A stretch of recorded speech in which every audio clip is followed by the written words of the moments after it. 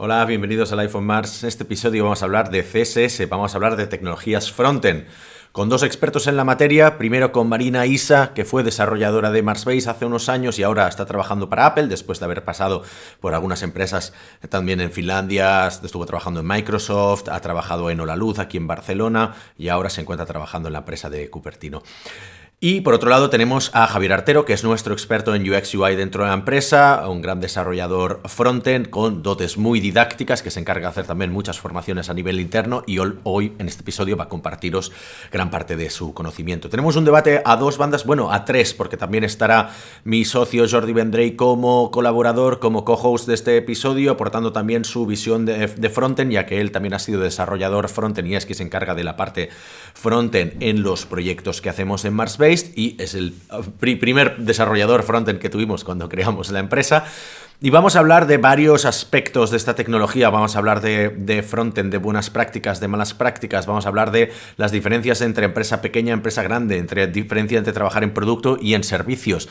Vamos a hablar de Tailwind en buena parte del proyecto, porque es una tecnología que está muy en boga hoy en día. Vamos a hablar de accesibilidad, de migraciones. Vamos a hablar de refactoring y de cuándo es preciso y correcto reescribir todo un CSS para no acumular código legacy de muchos años cuando los proyectos pues son proyectos de larga duración y muchos más temas, así que espero que este episodio os interese tanto como a nosotros y que lo paséis también como lo pasamos nosotros cuando lo estuvimos grabando.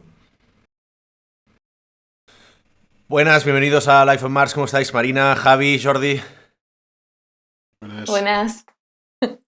Muy Qué bien. bien volveros a ver después de tanto tiempo. A Alex lo tengo un poco más visto. Ahora nos tenemos más vistos, sobre todo también por Twitter, que tenemos muchísima más interacción. Hoy que tampoco se puede quedar, todavía estamos en febrero. Cuando grabamos esto estamos en febrero, no sé cuándo saldrá el episodio. Pero hoy vamos a hablar de CSS.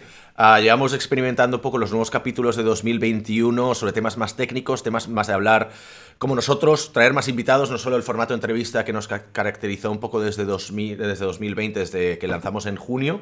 Y hoy contamos como co-host del episodio con Jordi Vendrell, que es CEO y cofundador de Marsbase. Jordi, hoy hablaremos de CSS, que es una cosa que tú hacías al principio de la empresa y dejaste de hacer. O sea, que si quieres dar un poco de contexto de por qué empezaste tú haciendo esta parte y luego ya pasaremos a preguntarle cosas a la gente interesante de aquí. Sí, al final pues es muy sencillo. Cuando empezamos Marsbase éramos solo 3, ¿no? Entonces Xavi, el CTO, se encargaba de hacer el desarrollo de todos los proyectos que teníamos y yo me ocupaba pues de la parte de diseño y CSS, ¿no? Era así de simple. A medida que fuimos creciendo, pues tuvimos que fichar más gente, tuvimos más proyectos, no podía hacerme cargo yo de todo. Y por suerte, pues encontramos a gente súper buena, mucho mejor que yo, de lo que yo llegué a ser nunca. Y gracias a eso, pues bueno, pues la empresa funciona perfectamente, ¿no? Entonces, pues bueno, hace 3, 4 años, ¿no? 5 años más o menos, pues ya pasé a hacer otra función en Marsbase, más dirigida pues a gestionar proyectos, pues a dirigir la empresa. Y dejé un poco más de lado esta parte del CSS. Nunca me he desvinculado del todo, ¿vale? Porque me sigue gustando, sobre todo, pues bueno, revisar todas las partes que hacemos de definición de proyectos, diseño, maquetación, etcétera, pero es verdad que llevo bastante tiempo sin picar una línea de código. Y uno de tus primeros fichajes precisamente fue Javi, que ya lleva con nosotros, ya vas a hacer 5 años, si no me acuerdo mal. No lo sé, pero muchos. Javi, ¿tú cómo te metiste en tema de CSS? Lo digo porque luego veo que tenemos como una batería de preguntas para Marina y si no te doy ahora una pregunta a ti, bueno, que no te toca hablar hasta las 12. En mi caso fue bastante extraño porque al principio no me gustaba nada. O sea, cuando empecé con el mundo de CSS existía Flash y tú podías trabajar los diseños directamente en un programa de diseño. Pero claro, conforme fue avanzando el tiempo y se fue quitando Flash y fui entendiendo los problemas que tenía de usabilidad y tal, pues fui adaptando las cosas que yo hacía muy fácilmente en una pantalla con un programa de diseño a lógicas de CSS, que es trabajo de comunicación con la pantalla, es mucho más complejo. Y cada vez me fue gustando más. Es una cosa que cuando la entiendes, cuando te hace el clic, pasas de odiarlo a idolatrarlo. Está muy bien pensado. Si ves la base, está realmente muy bien pensado por gente que sabe mucho. Una cosa que me parece muy curiosa, ¿vale? Es que los dos venís del background de diseño, ¿no? Es decir, los dos venís de hacer pues, estudios de diseño, pues de trabajar como diseñadores y os pasáis de alguna forma al desarrollo, ¿no? A desarrollar en CSS, desarrollar en JavaScript, ¿vale? Hay otra gente que lo hace al revés, ¿no? Es decir, que viene de un background más de desarrollo puro, ¿no? Y se pasan a hacer CSS. ¿Qué pensáis de todo esto? Es decir, ¿puede una persona dominar diseño CSS y JavaScript al mismo tiempo? ¿O normalmente pues, un maquetador CSS acaba siendo o bien más diseñador o bien más programador JavaScript, por ejemplo? Yo creo que son épocas y que al final sí que es todo un camino de aprendizaje y parece que no acaba nunca porque ya el aprender diseño y tener una trayectoria en diseño y luego además avanzar con toda la parte de frontend pues es bastante trabajo, pero perfectamente yo misma y conozco un montón de casos de perfiles similares al mío que hacemos las dos cosas. Y aunque es verdad que ahora, por ejemplo, en Apple solo hago desarrollo, porque bueno, tenemos un equipo de diseño y todas las funciones de diseño caen en ellos, me aporta mucho el tener el background de diseño para poder comunicarme con el equipo de diseño, para poder entender sus necesidades y poder trabajar con ellos en el mismo lenguaje, que muchas veces es lo que falla en el sector, que los que esté como tan separado unos departamentos de otros o que no se entiendan porque lo ven desde una mentalidad tan diferente, ¿no? Pero sí, totalmente es factible y además que están muy relacionados, porque si te gusta diseñar, llega un momento en donde dices, wow, pues me encantaría que eso no fuera solo un concepto, que fuera que poder como realizarlo, ¿no? Y entonces empiezas a aprender, por lo menos lo que me pasó a mí, empiezas a aprender la parte de desarrollo, tienes a profesores como Javier que te van enseñando cosas de CSS y acabas aprendiendo. Tú, Javi, ¿qué opinas, tío? ¿Tú crees que realmente, por ejemplo, un programador que venga de hacer backend, que sepa JavaScript, puede ponerse realmente a hacer CSS sin tener yo no soy tan nociones de positivo diseño? La cara ya lo dice todo, ¿eh? He visto la cara de Javi y ya está diciendo. No, es que el problema que tiene principalmente un desarrollador es que no es diseñador. O sea, ¿qué pasa? Que no se fijan los detalles de diseño. O sea, cosas como las interlíneas, cosas así, no son conceptos que no tienen muy claros. Entonces, es muy difícil que un desarrollador puro trabaje correctamente el diseño, porque no le llama la atención, no le ve valor al diseño. Entonces, cuando no ves valor en una cosa, es muy difícil que seas bueno haciéndola. Entonces, como es un punto intermedio, realmente la profesión de front es entre desarrollo y diseño. Si eres muy desarrollador, es difícil que lo hagas bien, y si eres muy diseñador, es difícil que lo hagas bien. Entonces, es un perfil que tiene que estar justo en medio. Entonces, yo no creo que haya todavía no hay tanto perfil bueno para la demanda que hay, creo yo, en este Muy bien. trabajo. Tengo un par de preguntas más relacionadas con esto, ¿vale? Y luego ya le cederé paso a Alex. Son preguntas que van dirigidas a los dos, pero bueno, cualquiera de los dos puede dar su opinión final, ¿vale?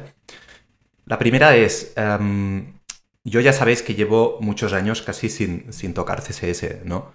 Si ahora volviera, después de 5 años, yo cuando lo dejé un poco, pues era la época en la que estaban de moda los preprocesadores de CSS, ¿no? Pues LESAs, etc. Si ahora volviera a ponerme con ello, ¿qué me encontraría exactamente? ¿Quieres empezar, Javi?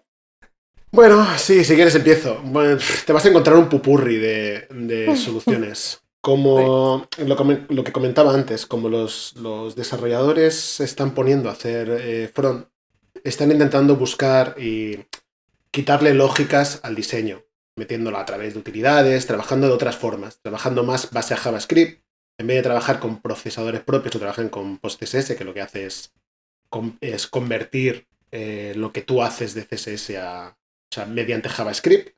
lo cual están más acostumbrados porque es el lenguaje con el que trabajan normalmente. Entonces están intentando adaptar el front a ellos, en vez de adaptarse ellos al front. Así que estamos en un impasse un poco extraño. No creo que sea lo que vaya a predominar en unos años, pero creo que ahora te sentirías un poco raro, porque es lo que pasa cuando estás intentando juntar dos mundos que son muy diferentes, diseño y desarrollo. Entonces, ahí chocan. Hay en puntos en los que el diseño predomina y hay en puntos en los que el desarrollo predomina. Ahora mismo, como la mayor parte de gente que hace front son más desarrolladores que diseñadores, dan mucho más valor a trabajar todo base de desarrollo. Entonces te encontrarás utilidades por todos los lados y te encontrarás, pues... No es muy diferente porque las lógicas son las mismas, pero sí que se utilizan otras herramientas de trabajo. Sí, una de las cosas que me preocupan un poco, ¿no? Y que me doy cuenta con el paso del tiempo es que es una sensación que tengo, ¿no? Igual, Marina, tú puedes decirme si opinas lo mismo o no, ¿vale? Pero un poco pues la sensación que tengo es que cada vez hacer desarrollo frontend cada vez es más complicado, ¿no? Que la curva de aprendizaje es mucho más empinada, es mucho mayor, ¿no? Total. Que no como era, pues por ejemplo, hace 5, 6, 7, 10 años. Sí. Total. Pienso lo mismo, porque se ha comido mucho terreno el frontend al backend.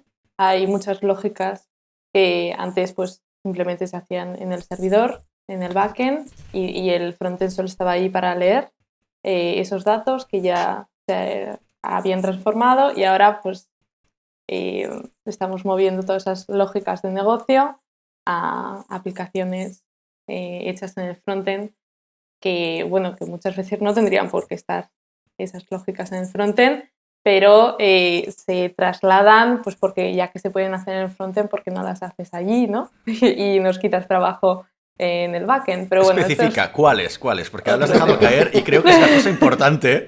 Que todos somos desarrolladores, todos entendemos eso. Pero es muy fácil pensar que, bueno, que ya que lo puedo hacer en el frontend, pues muevo las lógicas de negocio allí, ¿no? Claro. O acceso a base de así, datos. Pues porque parece que siempre los equipos de backend pues, están con mucho trabajo o incluso es más costoso hacerlo en el backend cuando no tendría por qué. Y bueno, se acaban desplazando, y lo he visto en muchas empresas a lo largo de estos años. Además, ahora con las web apps parece como que es hasta más sencillo justificarlo, ¿no? Me estoy empezando a dar cuenta de que tendríamos que haber invitado a un backend developer. Aquí sí, para que se pudiera defender, ¿no? Correcto. Haremos otra sesión, así podéis insultaros los unos a los otros entre episodios, pero no hay... Es claro. Más controlable.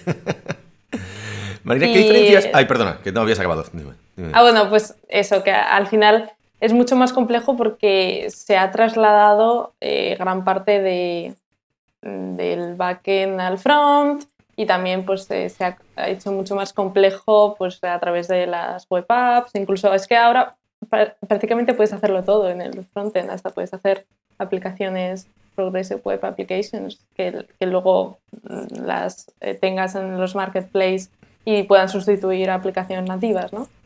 Entonces se va como inyectando todo lo que antes estaba como más diversificado, se inyecta en la parte de front, y es verdad que a día de hoy estudiar, además tener todas las nociones de frontend, desde una buena maquetación, que la gran mayoría de frontends aún es el punto más flojo, porque parece que te tienes que centrar en JavaScript cuando justamente la parte de maquetación tiene muchísimo más peso, o esta es mi opinión, y luego se junta con lógicas de negocio, con algoritmia y con todo hay un pupurrí todo dentro del front, ¿no?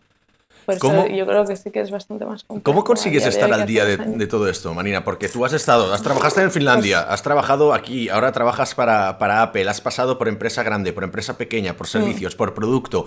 ¿Cómo consigues ponerte al día y qué es el denominador común que has visto en todas estas empresas? Fácil, no consigo ponerme al día. Vale. Porque acabemos con este engaño. No es posible, o sea. No se puede. No, y porque además muchas veces tampoco se necesita. Vale. Al principio, parece que todos los frameworks nuevos que salen de JavaScript cada semana son súper guays y tenemos que aprenderlos porque están a la moda y tal, y luego te das cuenta que en realidad lo que necesitas es la base de conocimientos de HTML, CSS y JavaScript sólida como para luego pues enfrentarte a un proyecto y no estar como constantemente cambiando de herramientas. Y bueno, pues se va aprendiendo poco a poco, pero tampoco me obsesiono con el estar al día de todo porque es que es imposible, es que hay tantísimas librerías, hay tantísimas tecnologías que si realmente estuviera obsesionada con estar al día me estresaría mucho. No sé, no, sería un poco imposible. Y por otro lado, bueno, Javi, que tú llevas más tiempo en Marsbase, ¿cómo lo haces tú para estar al día y para no quedarte atrapado en lo que solemos hacer siempre, ¿no? ¿Cómo innovas tú? ¿Cómo vas aprendiendo las nuevas técnicas de CSS, nuevos frameworks y qué vas probando? Bueno, yo lo que hago principalmente es seguir únicamente lo que más me interesa, que es el mundo de CSS y tal, de la gente, que es la que marca las batutas de lo que vendrá en el futuro, que es lo que más me interesa. Y el JavaScript lo dejo bastante más de lado, porque por lo que comentaba María es imposible seguir el ritmo. Hay demasiados desarrolladores generando cosas nuevas cada día, entonces es muy difícil. Entonces la forma de empaparme de lo nuevo es de la gente del equipo. La gente del equipo cada X va comentando librerías o cosas que les parecen muy interesantes. Entonces esas son las que miro, es el filtro. O sea, hay un momento en que tú ya no puedes autoconsumir todo, entonces tienes que elegir otras personas que te den qué cosas son interesantes para ver. Entonces son el filtro que utilizo yo para esto. Gente que sabe más en JavaScript y me da las cosas que son las novedades interesantes. Los utilizas, ¿no? No. Para tu beneficio. No. Y al respecto de estar, bueno, eso, de ponerse al día, ¿no? Y de estar un poco perdido, o sea, voy a dar un ejemplo muy claro de cómo va la gente perdida con frontend. Las dos entradas de blog que tenemos más populares de toda la historia es una que escribió Marina y otra que escribió Pedro, que era otro frontend que teníamos, sobre temas de CSS. O sea, vosotros dos, honestamente, ¿qué porcentaje de vuestro día os lo pasáis buscando cómo hacer cosas en Stack Overflow? El 99% del tiempo. Bueno, no, a ver, estoy exagerando, pero sí que Stack Overflow y Google en general es herramienta número 1 para cualquier desarrollador. Obviamente para las funciones más básicas no, pero es un poco como, ¿sabes la calculadora que utilizábamos para hacer un examen de matemáticas? Sí. Que es como básico, que acabas hasta sumando 5 más 7 con la calculadora, pues solo para saber que está bien. Buen ejemplo. Pues es lo mismo Google. Muchas veces es buscar información que no estás seguro cómo utilizarla y otras cosas es también para validar el código que estás haciendo y es un poco una herramienta de comparación y de búsqueda y no es solo para front, es que yo creo que todos los desarrolladores lo utilizamos y no hay ningún problema con ello. SQL, sobre todo en SQL también, el tema de vistas en SQL y de filtros, pero bueno. Javi, ¿tú qué? ¿Tú tienes el mismo parecer o...? Sí, más o menos me pasa lo mismo. O sea, sí que muchas veces busco cosas que no estoy seguro de si las estoy aplicando de la forma correcta. Más que como la solución para estar seguro que tu solución es la correcta. Sí, tiene mucha razón Marina en lo que dice del tema de la calculadora y todo esto.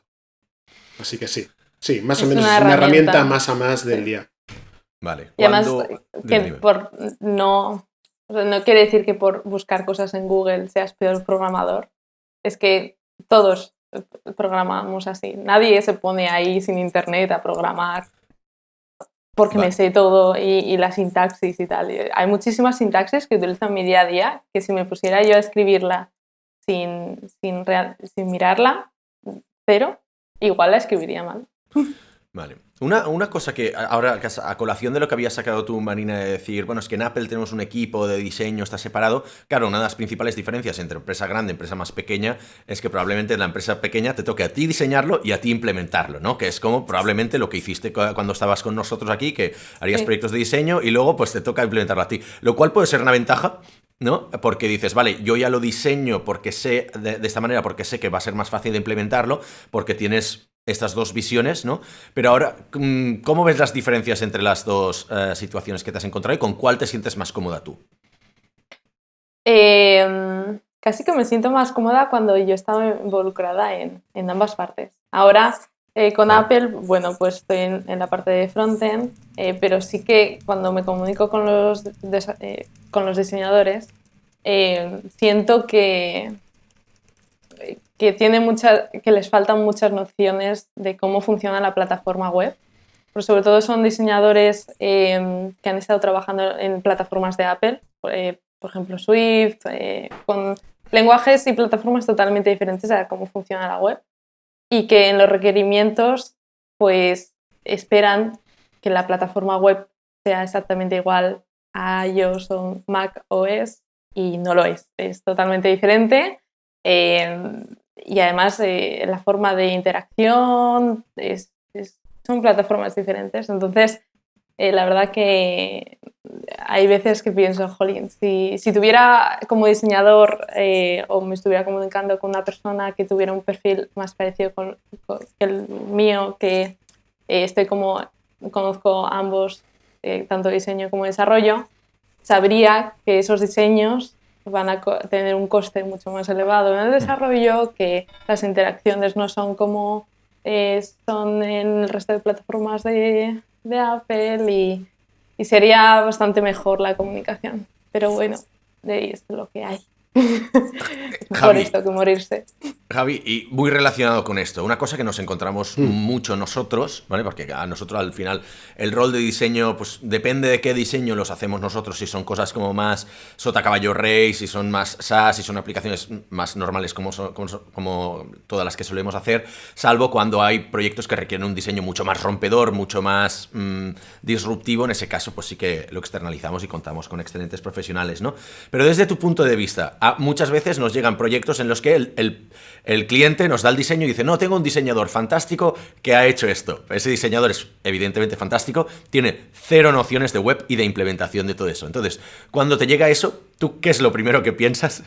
¿Y por qué el diseño de web y de aplicaciones debería contar ya con un cierto porcentaje de horas metidas ahí en adaptación de diseño a maquetación? Como comentaba Marina, principalmente para abaratar costes. El principal problema que tienes cuando tú trabajas sobre una base de...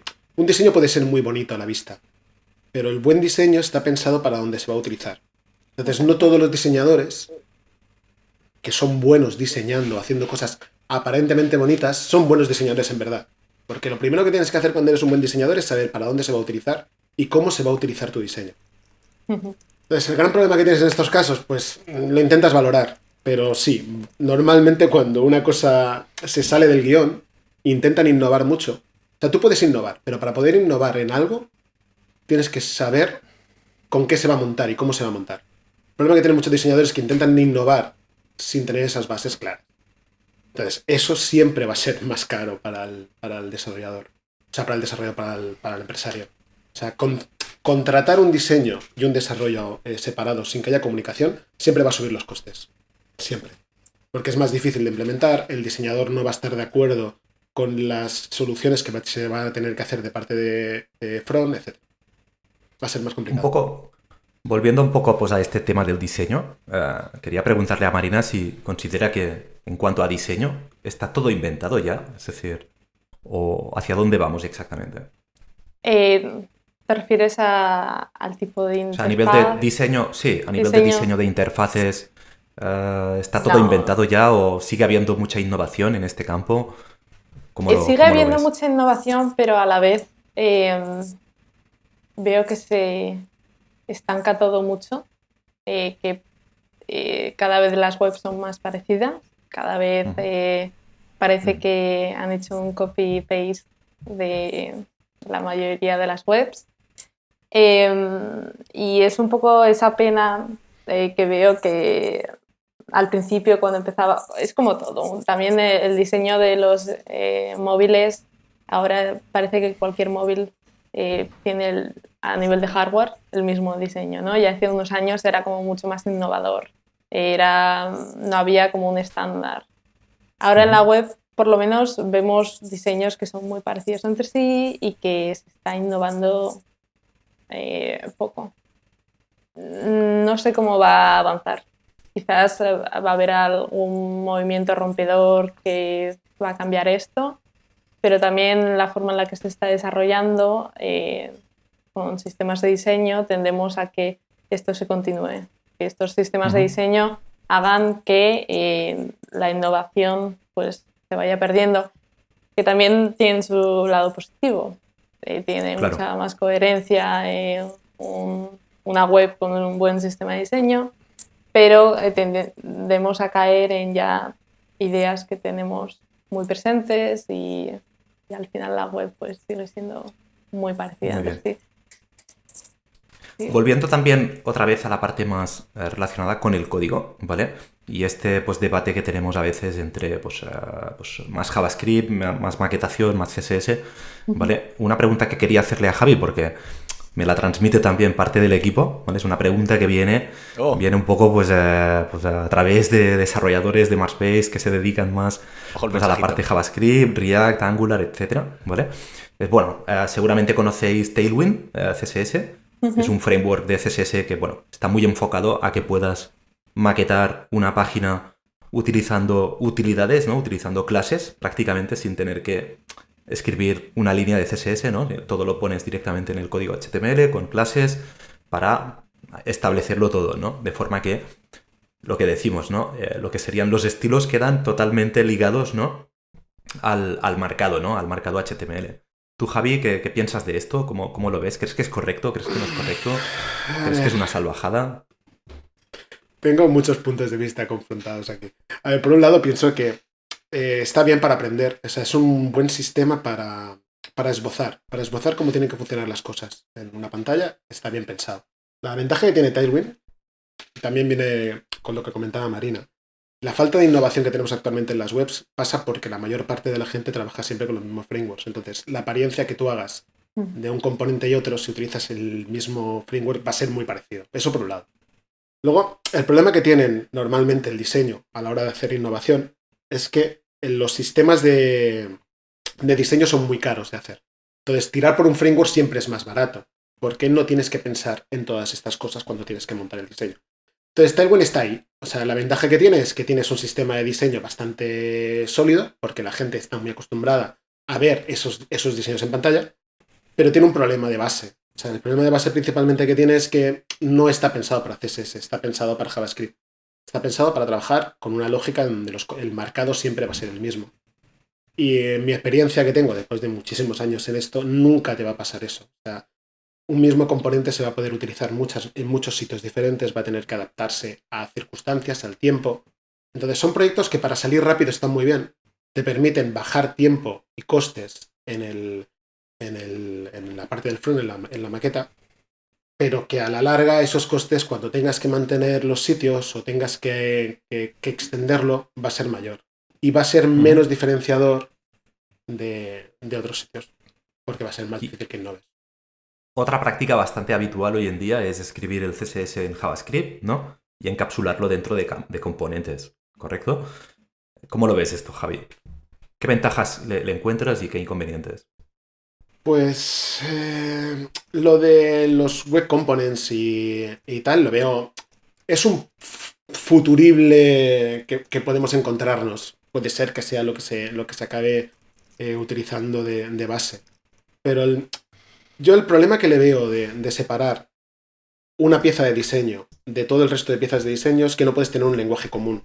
O sea, la ventaja de trabajar con un procesador SAS, por ejemplo, es que tú puedes tener 5 componentes y comunicar los 5 componentes con un núcleo, algo que le diga cómo tienen que funcionar todos los elementos, que tienen que tener ese color, que tienen que tener esos espaciados, esas medianiles. Entonces, si esa información la quitas y la dejas separada por cada uno de los bloques en JavaScript, es muy difícil que un bloque siga acorde con el resto de bloques. Entonces, la armonía del diseño es más fácil que rompa. Entonces, yo no soy muy partidario de esto. Yo creo que es muy importante que la armonía en un diseño esté acorde. Si no, falla. Marina, creo que has suspirado ahí como diciendo ¡uy! Que también se puede conseguir con las clases utilitarias de Tailwind. Pero sí, Estoy de acuerdo con lo que has dicho, Javi, aunque hay cosas también positivas de Tailwind que me atraen bastante, que es la parte de no reutilizar CSS, ya que al final pues tienes clases utilitarias que las has escrito una vez y que la utilizas en el HTML todas las veces que quieras, ¿no? Entonces el bundle final de CSS que se exporta pues no va, bueno, siempre va a ser como limitado y da igual cuántas veces reutilices este componente o cuántas veces utilices esa clase, que no va a afectar al CSS que carga en la página. Porque además hay otras cosas como push CSS que hace que elimina todo el CSS que no has utilizado, esas clases utilitarias. Entonces, en la parte de performance web me parece una solución bastante interesante. Solo que, por ejemplo, Tailwind yo solo lo he utilizado en proyectos personales, nunca lo utilizaba a gran escala o en proyectos profesionales en las empresas en las que he trabajado. Entonces tampoco sé hasta qué momento es realmente escalable, realmente se pueden coger esos componentes y modificarlos y un poco lo que has comentado, Javi, de adaptarlos a las necesidades que tengas de reutilización. Y bueno, no puedo opinar porque no lo he utilizado realmente a gran escala, pero sí que me parece un proyecto interesante y sobre todo el dar como una vuelta como hemos estado trabajando con CSS hasta ahora. Y toda la parte que decías de configuración, de tener estilos de base propios, me gusta que Tailwind hace un poco como si fuera una API del diseño y el frontend, o sea que no te permites escribir estilos que estén fuera del sistema de diseño. Que muchas veces pasa que tenemos un sistema de diseño y luego pues acabamos poniendo colores o tipografías o sobre todo medidas que están fuera de ese sistema de diseño solo porque así encaja en, en lo que nos ha pedido el diseño, que además muchas veces es problema del diseño y no del frontend. Pero el tener todo como mucho más limitado es la cosa buena que le veo también a Tailwind. No sé, me gustaría utilizarlo más, pero me parece un proyecto bastante interesante como lo tienen montado. No soy muy hater de ello, la verdad. De hecho, una de las cosas una de las dudas que me surgen cuando has dicho tú no lo he probado nunca proyectos de gran escala, y eso trae unas implicaciones a nivel de mantenibilidad, ¿no? Porque una de las cosas que vemos nosotros en los proyectos es que a veces nos encontramos con proyectos con tecnologías legacy o tecnologías que prometían mucho en un momento y luego no han acabado dando de sí, no se han hecho estándares y te toca reescribir código, mantener cosas que realmente pues nadie conoce del todo, ¿no? Entonces, cuando tú adoptas una tecnología, como en este caso, pues Tailwind en este momento, o quizás React en su momento también, ¿no? Pero React le salió bien la jugada, que si no se establecen, puede que tengas el problema de tenerlo que reescribir o que no encuentres a gente que conozca la tecnología, que conozca la herramienta, y entonces eso, luego tienes un problema a nivel de negocio, ¿no? Primero te va a costar fichar gente y luego eventualmente vas a tener que reescribir el código. Ahora nos estamos encontrando pues con posibles proyectos que vienen con cosas que habían escrito todo en Go en su momento o en Ember y que luego han sido tecnologías que han ido o desapareciendo o convirtiéndose en muy nicho para ciertas cosas, pero no para lo que prometían, ¿no? En ese sentido, ¿cómo lo evitáis vosotros? O sea, ¿qué visión tenéis vosotros a la hora de aplicar cosas que sean demasiado nuevas o no suficientemente establecidas versus quiero innovar también y no utilizar lo de siempre? Es un poco hacer apuestas. O sea, es porque hay tecnologías que piensas que no van a durar y luego duran. Y o simplemente es que no dura ninguna y vamos como teniendo que renovar todos los proyectos sí o sí, ¿no? Así que es un poco difícil de saber si una tecnología... Quizás yo apuesto por una tecnología que sea como lo más parecido posible a la tecnología nativa, o sea, al HTML, CSS o JavaScript, pues que no intenten modificar cómo funciona ya la web o las dinámicas de estas tecnologías porque si son más parecidos a estas tecnologías nativas, entonces creo que durarán más tiempo. Por ejemplo, Tailwind es totalmente diferente, ¿no? Claro. Pero, no sé, quizás duran o quizás no y tenemos que reescribirlo. Es un poco difícil de saber, la verdad. ¿Qué opinas, Javi? ¿Tú, Javi? Pues lo que comentabas antes de innovación. Por ejemplo, el problema que tiene Tailwind o lenguajes o frameworks similares es que ya están pensados para lo que había, no para lo que viene. Entonces, por ejemplo, si tú te vas a la base de lo que va a venir en JavaScript o la base de lo que va a venir en CSS, cosas que ya están, que pueden cambiar increíblemente la forma en la que se montan las webs con Grid, con la variable CSS, cómo va a funcionar todo esto en un futuro, no está pensado para eso. Está pensado para trabajar como se trabajaba hace 5 años. Entonces, coger un sistema que automatiza una forma de trabajar de 5 años no es la forma más correcta de innovar. Yo creo que para innovar, si realmente quieres innovar, como dice Marina, tienes que ir a las bases, tienes que ir a las novedades que aparecen en CSS, a las novedades que aparecen en JavaScript, que es lo que te llevará a hacer algo nuevo. Utilizar un framework nunca te va a llevar a hacer algo nuevo. Te va a llevar a hacer algo más rápido, pero nunca algo nuevo. Muy buena contestación.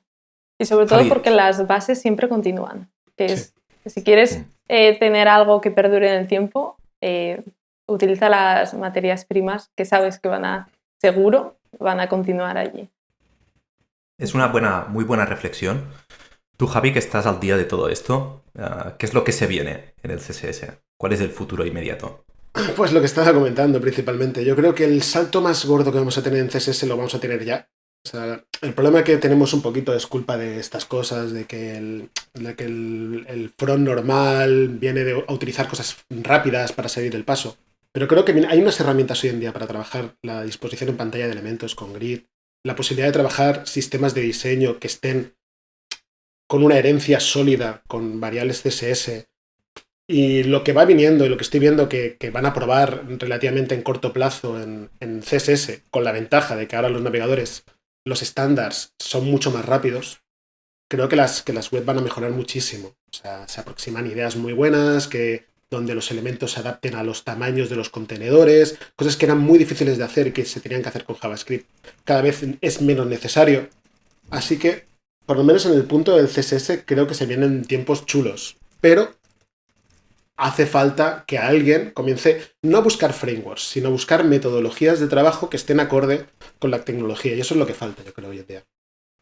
Vale. Y de hecho, relacionado con esto y con lo que decía Marina antes, a nivel de mantenibilidad largo plazo, que eso es una de las cosas que cuesta pensar cuando eres developer, porque tú estás focalizado más en el día a día, en los deadlines que tienes, en los entregables, y voy a probar Tailwind, pero no piensas en Tailwind va a estar aquí, o Tailwind, cualquier otra cosa, ¿eh? Va a estar aquí dentro de 10 años, o en el peor de los casos, ¿cuándo toca hacer una limpieza y reescribir desde cero todo el CSS de un proyecto? ¿Vale? Porque todos nos hemos comido algún proyecto de CSS que tiene más de 10 años y eso al final, millones de clases que no se utilizan, eso no ha sido auditado nunca, habrá temas de performance, hoy en día hay cosas que se puede hacer mucho mejor y es mucho más óptimo, más eficiente. ¿Cada cuándo recomendáis hacer un reescrito desde cero de toda la parte de CSS de un proyecto? Depende muchísimo del proyecto, del estado en el que esté. Y es que es muy difícil hacer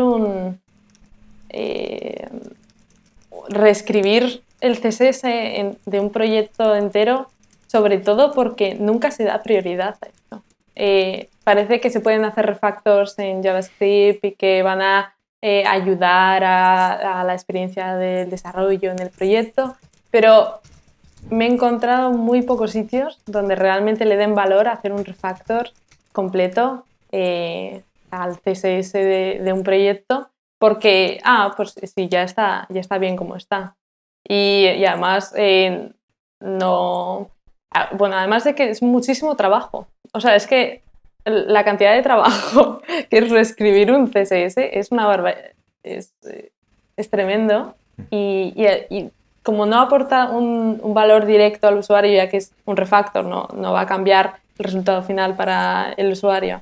Y además muchos de los propios desarrolladores piensan que ese refactor no va tampoco a aportar ningún valor a la experiencia de desarrollo para ellos. Es como que pues no lo hacemos.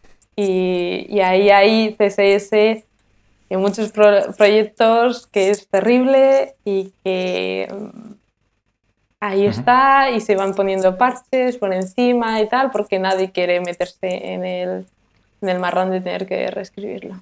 Bueno, monstruo, es que ¿no? precisamente Sí. el CSS lo que tiene es eso, que puedes hacer muchas guarrerías porque está poco... O sea, es muy permisivo en ese aspecto. Todos conocemos los importan, cambiando los órdenes de las reglas para que se pueda... Para poner parche sobre parche. Por eso digo que si no hay una cierta estructura, rigidez a la hora de hacer limpieza, puede que arrastres un CSS de cuando antes tu proyecto estaba hecho en un CMS, por decir algo, y tenga clases específicas para eso y no se haya hecho pensado en el proyecto que tienes a medida. Pero es verdad, es muy buen punto. No tiene ningún valor para el usuario final. No lo percibe. Y porque hay una cultura de odiar el CSS por parte de muchos desarrolladores frontend. De decir, pero me encanta hacer refactor de lo que sea de JavaScript, de test unitarios, de cualquier cosa que tenga que ver con JavaScript. Para hacer un refactor de CSS, qué palo, ¿por qué tengo que hacer esto? Un desprestigio muy grande. Y todo viene porque la mayoría no tiene conocimientos suficientes y entonces les parece difícil y no lo valoran. No sabría decir por qué pasa esto, por qué el JavaScript está mejor valorado que el CSS. Creo que también tiene que ver con el hecho de que CSS es un lenguaje descriptivo que está más ligado al diseño y todas esas connotaciones de... no odio, pero desprestigio hacia el diseño, y el JavaScript tiene, pues, está ligado más a algoritmia, a funciones que están más cerca del backend, y por tanto parece que si programas JavaScript es mejor que hacer CSS por alguna de estas razones, pero sí hay bastante hate al CSS en general. Javi, ¿y tú cómo lo ves? Porque tú al estar quizás más en la parte de consultoría como nosotros, que a veces nos toca reescribir proyectos desde cero, en ese sentido, ahí quizás tiene más sentido, ¿no? Pero ¿habrá algún proyecto en el que tenga sentido solo reescribir el CSS por alguna historia? Sí, te encuentras proyectos que hacen, y aparte hacen falta. Y lo que comentaba Marina, no se tiene el valor realmente en lo que influye que algo esté bien construido de base. Cuando una cosa está bien construida de base, extenderla es muy fácil. Si un proyecto tiene que extenderse muy a menudo, se tiene que generar nuevas pantallas, nuevos componentes, a menudo es muy importante que el CSS esté acorde, porque si no, a la larga, lo que sí que tiene un coste de desarrollo, a la larga lo amortizas. También hay que tener en cuenta el proyecto en sí. A lo mejor el proyecto no se tiene por qué volver a tocar, pero aún así, siempre todo es mejorable. Y es una parte que, aunque no se vea directamente, sí que se nota. O sea, cuando una cosa está mejor escrita, sobre todo es a la hora de extender el código. Cuando no está bien escrito, lo que vas extendiendo, cuando extiendes una mierda, acabas haciendo una mierda más gorda. O sea, entonces, son cosas que hay que intentar evitar. El lenguaje técnico. ¿Y cuándo lo cambiaría en una empresa? Aprovecharía para hacer un rediseño. Normalmente cuando tienes que hacer un rediseño de algo, pues aprovechas y ya cambias todo, ¿sabes? Es un buen punto. Es limpiar. Hacer una limpieza, tirar las cosas del armario y volver a empezar. Perfecto. Ya, pero es una pena que este refactor pasa sin tener que volver a hacer las cosas desde cero. Sí que pasa en el JavaScript, pero es mucho más difícil de verlo en el CSS, lo cual es un poco triste, pero bueno. Aparte tiene un problema muy grande lo que tú dices, que normalmente cuando el refactor es importante, porque cuando tú acabas de construir una cosa es cuando entiendes cómo tiene que estar construida. Entonces, como no hay refactor, eso si una vez lo acabas, lo puedes refactorizar, puedes crear todo el lenguaje que necesitas para comunicarte correctamente, pero como lo has tenido que montar sobre la marcha, muchas veces ese lenguaje no es el correcto.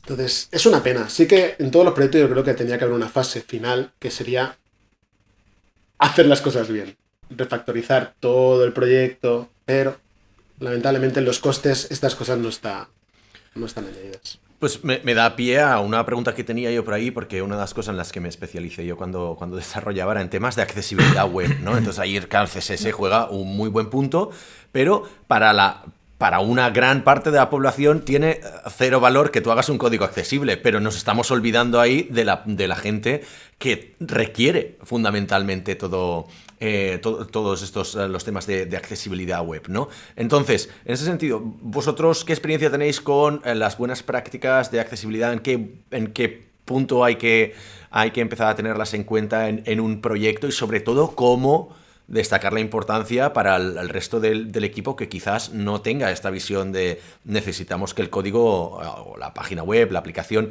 sea accesible. Tenemos un caso muy claro. Nosotros tuvimos un proyecto que desarrollamos para personas con personas invidentes, ¿vale? Para la Diputación de Girona, pero claro, en ese caso era muy, muy específico, porque cuando trabajas con bancos, por ejemplo, administraciones públicas, donde la accesibilidad es algo requerido por ley, por ejemplo. Ahí, en ese sentido, quizás, Javi, si quieres empezar tú por esta parte con temas de accesibilidad web, que tú tienes una gran trayectoria en este aspecto, ¿qué podemos destacar de CSS? Qué buenas prácticas, sobre todo. A ver, el problema principalmente que tiene esto es que se hace poco. O sea, creo que tendría que estar mucho más concienciada la gente de que realmente cuando escribe las cosas tiene que poder acceder todo el mundo a ellas. Y también es una cosa también importante en el diseño. Por ejemplo, una cosa que están mirando mucho en la nueva versión de Bootstrap es, por ejemplo, que no te pase lo de los colores, que hay un contraste mínimo para las personas que tienen dificultades visuales. Correcto. Que esto muchas veces los diseñadores no lo tienen en cuenta. Meten estos grises sutiles para hacer efectitos. Y luego hay gente que esto no lo puede ver. Entonces tenemos problemas muy grandes a la hora de utilizar la página. Entonces, siempre hay mejora. Y hay mucha mejora en este aspecto, pero las herramientas están. Hoy en día puedes hacer una página accesible para todo el mundo. ¿Qué falta para que esto realmente todo el mundo lo use? Pues principalmente que toda la gente de front, sobre todo más el perfil más desarrollador, vea la importancia que tiene. Yo, gracias al proyecto que tú comentas, he visto la importancia que tiene.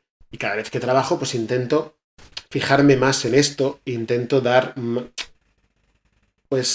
perder un tiempo en pensarlo, porque si no lo pierdes un tiempo en pensarlo, no lo vas a hacer. Muy bien. Espera, no sé, quería saber porque una de las cosas que... punto bueno que has dicho, Javi, es que no lo tenemos en cuenta hasta que estamos ahí. Bueno, probablemente porque no tenemos un equipo muy diverso y no tenemos gente con discapacidades visuales en el equipo que te diga, oye, que esto es importante para mí y para mi colectivo, ¿no? Entonces dices, ok.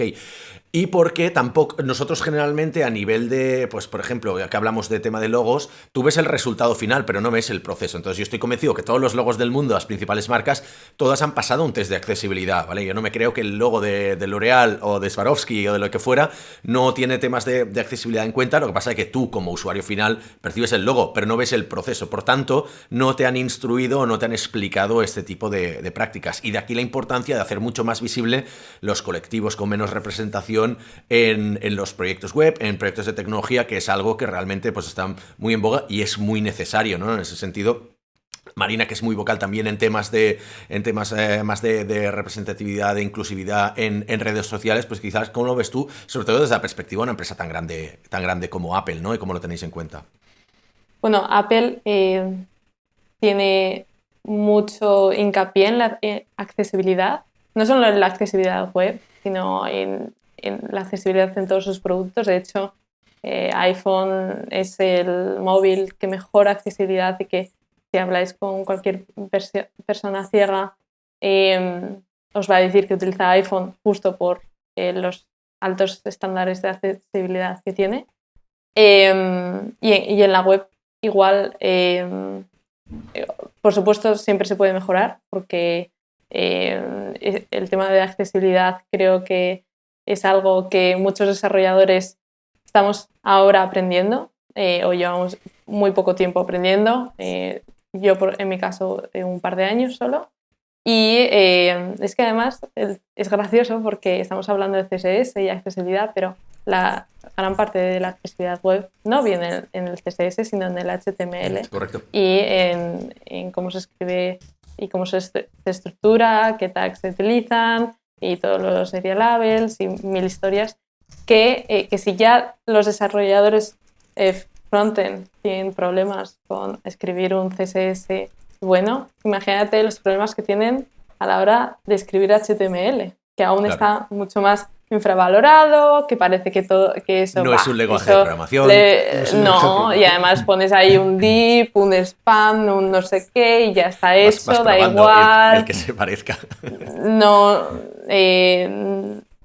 Incluso a mí me pasa que muchas veces descubro tags de HTML que no tenía ni idea de que existían porque no los he visto nunca en ningún proyecto y ahí están y son mucho más accesibles, son mucho mejor también incluso para niveles de SEO y es un proceso de aprendizaje. Y yo estoy muy contenta en este tema porque la verdad es que Apple le pone bastante hincapié en que desde el momento del diseño, o sea, los diseñadores ya hacen todo un plan de accesibilidad que hacen en conjunto con desarrollo y los estándares intenta que sean lo más accesibles posibles a pesar de que muchas veces no sea totalmente accesible y que suponga una desventaja para muchas personas. Pero bueno, estoy contenta porque estoy aprendiendo bastante y sí, es que la accesibilidad web la mayoría pasa en el HTML, no en el CSS. Javi, que vuelva al tag Marquesina, ¿no? Marquesina. Jordi, creo que tenías la pregunta para ir acabando, que ya estamos en los últimos 5 Una minutos. última pregunta. Cambiando un poco de tercio, aquí en Marsbase organizamos el desarrollo pues en sprints, hacemos desarrollo ágil, tenemos sprints de 2 semanas, utilizamos pues Jira para organizar los sprints. Bueno, un poco pues seguimos esta metodología, ¿no? Intentamos siempre también primero partir de un diseño, después hacer una fase de maquetación en la que tenemos HTML estático con CSS, luego hacemos el desarrollo, etcétera, etcétera. Creo que sería interesante, ¿no? para todos los oyentes saber un poco pues, cómo lo hacéis en Apple, es decir, qué proceso seguís de desarrollo. No puedo hablar mucho de los procesos internos de Apple, así como headline, pero ¿cómo lo hacemos, cómo desarrollamos en Apple? Bueno, es un poco interesante, por ejemplo, en mi equipo, porque digamos que el trabajo, bueno, es totalmente asíncrono, menos 2 días, hay 2 horas al día, que es de 6 a 8 yo tengo reuniones con Cupertino en San Francisco y el resto del día pues trabajo, ¿no? Y cuando yo estoy durmiendo, pues los diseñadores revisan, o otros desarrolladores que también están en Cupertino, revisan ese trabajo en las pull requests y me devuelven trabajo que hacer para el día siguiente.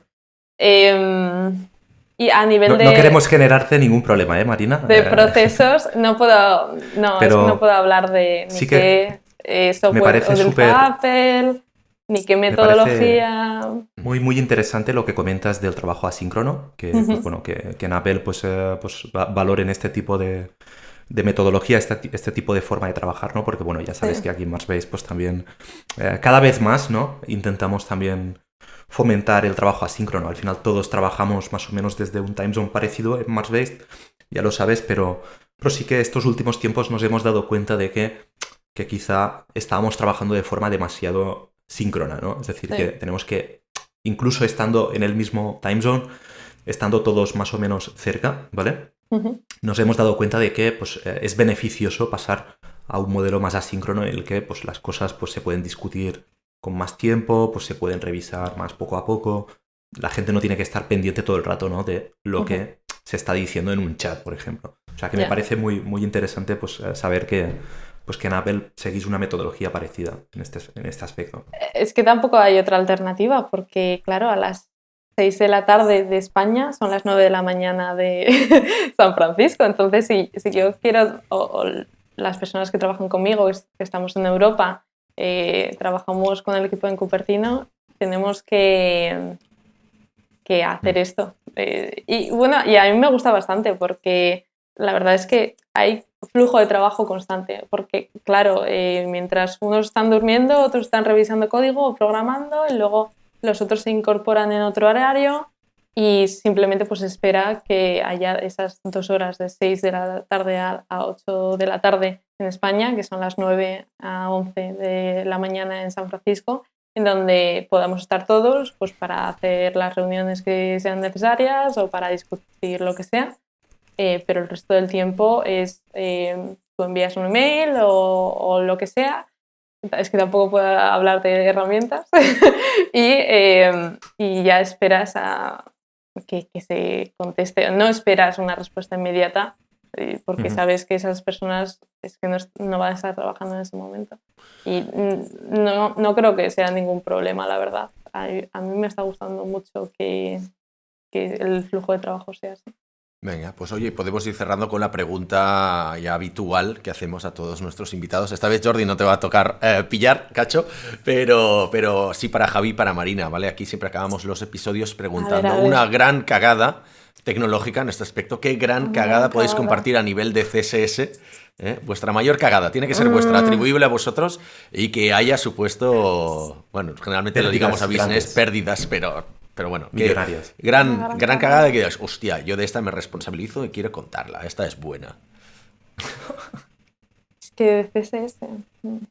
O front, si quieres expandir la front, pero... Front. Podemos expandir.